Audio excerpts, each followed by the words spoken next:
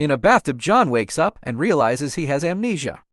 He looks at himself in the mirror and notices a wound in his forehead. After putting on the clothes he finds nearby, he looks around the room for clues. John finds some keys and a briefcase with the initials Cage inside. There are more clothes and a postcard from Shell Beach, which triggers memories of visiting the place. As a child, suddenly, a telephone starts ringing and John picks it up. It's Dr. Daniel who explains. John's memory was erased because of a failed experiment, and now there are some men looking for him, so he needs to leave immediately. John wants to know more, but he hangs up when he sees something behind the bed. He comes closer and is horrified to find a dead woman with bleeding scars that are shaped like spirals. There's also a blood-stained knife on the table. He immediately runs out of the room and discovers he's in a hotel. The elevator stops and reveals a group of pale, creepy beings known as the Strangers. So John runs downstairs. When he reaches the lobby, John notices every person is asleep, even the receptionist and the woman on the phone. She falls when he opens the door as if she was dead. Suddenly the clock strikes 12 and everyone wakes up, not realizing they were asleep at all. The receptionist calls John by his name and mentions he paid for 3 weeks, so he'll need more money if he plans to stay longer. After quickly checking the reservation book to learn his own name and address, John leaves the hotel without paying and throws the suitcase in the river. As he walks through the streets,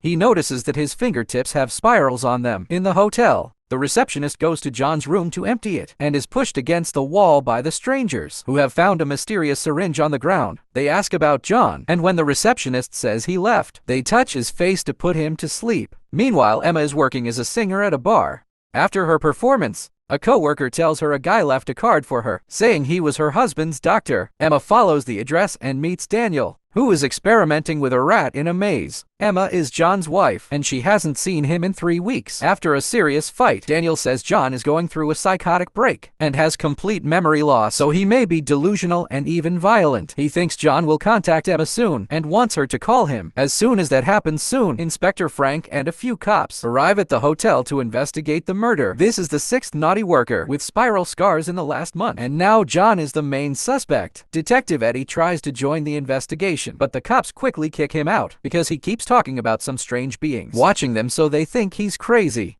Later at the police station, Frank gets the fingerprint results and notices their spirals. At that moment, Emma arrives to report her husband is missing, and Frank has to tell her John may be a killer. Back to John, he enters a restaurant that looks familiar, and the server immediately recognizes him because he forgot his wallet a few days ago. The server puts the wallet behind one of the many food windows, but John doesn't know how to operate them. At that moment, 2 officers come in, and John gets so desperate that he activates some kind of mind power that breaks the window open. After taking his wallet, he tries to leave the restaurant, but he's stopped by the cops. As they ask questions, a woman called May comes in and says he's with her, so the cops let them go. May takes John to her apartment, and while she changes, he checks the wallet to discover Emma's picture. He then realizes May is a naughty worker, but before he can do anything, he notices she has a daughter and leaves. As he wanders around, he sees a sign promoting Shell Beach, which matches his postcard. He takes a closer look while checking his pockets and finds all the newspaper articles detailing the murders.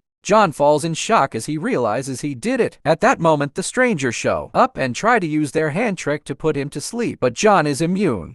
Then a stranger takes out a knife and tries to attack. However, the wood platform breaks under him and he falls. The other Strangers are also armed and trigger John's power, which breaks more wood. Another stranger falls and gets stuck in some rope that chokes him. The first stranger flies back to the platform and tries using his knife, so John steps out of the way and falls into the hole. 2. He holds on to the rope, and the weight affects the sign's gears, which causes part of it to fall and cut the stranger's head open. The resulting noise makes the last stranger feel unbearable pain. When John climbs back up, he sees a gooey creature come out of the dead stranger, and the noises it makes as it dies blow up the lights. John uses the chance to quickly run away. Later at the Strangers' hideout, they discuss John's power. They say he's capable of tuning, and that something called imprinting didn't work. Daniel hasn't called them with any news, so they decide to search for John themselves at home. Emma comes out of the shower and is shocked to find John waiting at the table. He doesn't remember her. He only came to this address because he read it in the hotel book, and the keys worked. Emma gives him Daniel's card before explaining John left their place after discovering she was having an affair. John tells her that he was with May and didn't get any violent thoughts, so he doesn't think he's the killer. When he looks out the window, he notices a police car and immediately runs away, but Frank appears in the corridor to arrest him. Emma pushes Frank to distract him, and John jumps to the lower floors to escape faster. As Frank jumps to chase him, John finds himself in a room with no exit. However, a door magically appears on the wall, and John gets to leave the building. When Frank arrives at the same room, the door is gone, but he finds Daniel's card on the ground. Afterward, John takes a cab and notices the driver has a souvenir from Shell Beach, so he asks how to get there. The driver feels confused because he can't remember the beach's location, even though he's been there many times. The cab drops John at Daniel's building, and he watches Frank trying to interrogate the doctor, but Daniel doesn't give him any information. After Frank leaves, John begins following him. Moments later, Daniel is in the bathhouse when he's approached by a stranger who shows him the syringe he found in John's room. Daniel explains he tried to imprint John, but he woke up and knocked the syringe off his hand. Before running away, he assures the stranger that John doesn't have any memories, only glimpses, but the stranger worries because John can tune, which means he has the same power as strangers do. The man decides they want to imprint John, and they must catch him for another purpose. While they chat, John is sneaking around and hearing everything. He checks Daniel's suitcase and sees the syringes. On his way out, the stranger changes the location of the pool ladder just to make Daniel swim more. In the meantime, Frank visits Eddie, who keeps drawing spirals on the walls. Eddie went crazy after working on a very strange case, and now he says he spends his days riding the subway in circles. He claims he thinks in circles too, and mentions that there's no way out. Memory problems are also part of his issues, not to mention he doesn't think the woman in the house is his real wife, and doubts the identity of everyone he knows. When Frank asks about the case, Eddie freaks out, saying there never was a case and it's all a big joke. Moments later, John watches Daniel approach an old building, and a door appears for the doctor to come in. But John can't follow him anymore. Inside, the strangers are cataloging different objects, and Daniel uses them to create a serum that alters memories. Suddenly, the strangers make him float and demand to know why John wasn't asleep in the hotel. Daniel has no idea, but he theorizes John is adapting and evolving. He blames this on the human soul, which is what the strangers are looking for. Since it's about to be midnight, all the strangers gather in the middle of their hideout and wait for their big clock to strike 12. When it happens, every person in the city instantly falls asleep and every machine stops working, including cars and clocks. John is the only one awake and freaks out when he sees the world freeze. He tries to wake the people up, but nobody reacts in the headquarters. The strangers announce it's time to tune and activate a machine that makes dozens of tall structures come out of the ground all over the city. Then John sees the strangers and Daniel come out of the hideout with the bodies of sleeping humans who are dropped at different buildings and get a serum injection in their foreheads. The building rooms change when these people get the injection, giving them a new life. Some of them get richer, others get a new job. Even the kids are affected by this. When Daniel is done, John catches him on his way out and starts shaking him, demanding an explanation. Since Daniel refuses to answer, John gets angry and accidentally activates his powers, which send Daniel flying unimpressed. Daniel tells John he has the tuning, which is the power the strangers use to make the buildings change. He offers to help him control it, but at the moment, the strangers come out and John has to run away. In the headquarters, the clock is put away and the city awakens. The people who were injected now believe the memories from the serum have been their real lives. All along, as he wakes up, Frank notices there's a spiral in his coffee that looks exactly like John's fingerprint. The following night, Daniel creates a new serum that contains John's memories, which should allow them to track his movements. Mr. Hand volunteers as a test subject, so he's tied up to a device before Daniel and Jackson.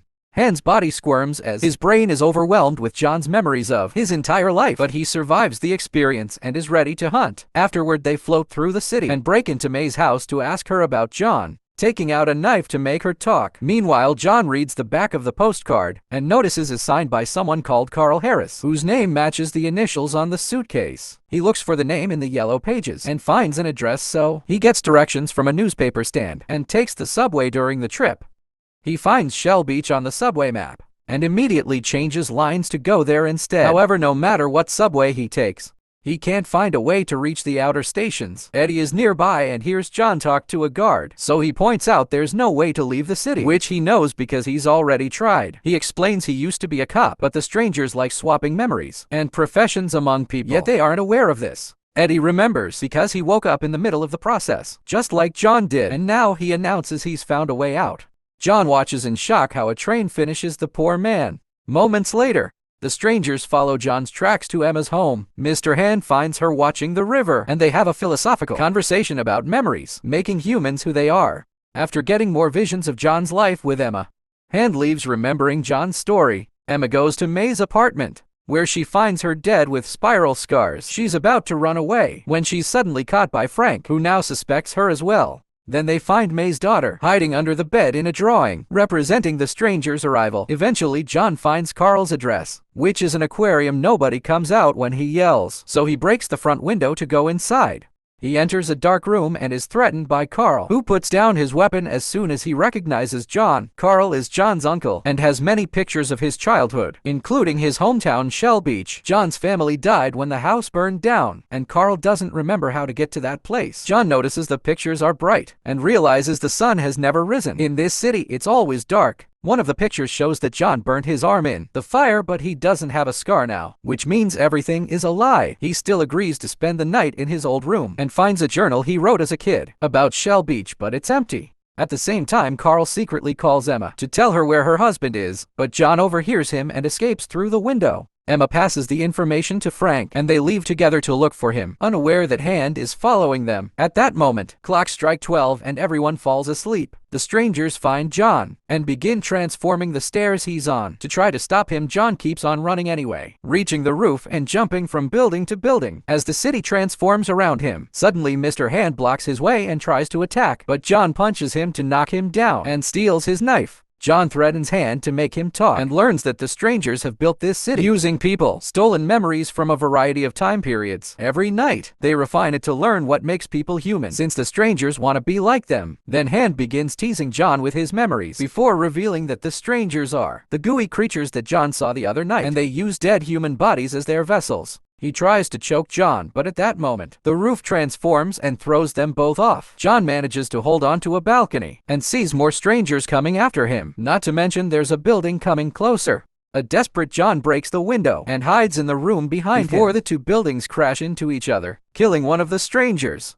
The other stranger also goes inside and chases John through the quarters. John runs until he finds a door that he opens, after some struggle, only to almost fall off the building. He holds on to the edge and the stranger bites his hand, making him bleed. Thankfully, there's a structure growing nearby, and John manages to jump on it to escape through the roofs again. As the tuning time ends and everyone wakes up, John lands in an alley and is surrounded by strangers. However, Frank and Emma show up in a car and quickly take him away. Later at the police station, Frank interrogates John, showing him pictures of the bodies in the Shell Beach book. To John's surprise, the pages now have drawings. He points out the lack of sunlight and people having no memories to prove something strange is going on, but Frank doesn't believe him. Next, John uses his power to make the book float, leaving Frank in shock. Afterward, John is allowed to talk to Emma and tells her he isn't mad about the affair anymore because the memories aren't real. He also says their marriage isn't really there yet. Emma feels that her love for him is real. John uses his power to break the glass and kiss her, but the cops take him away. Suddenly, the strangers burst into the station and put all the cops to sleep. Then they force the captain to take them to John, but when they open the cell, he's already gone.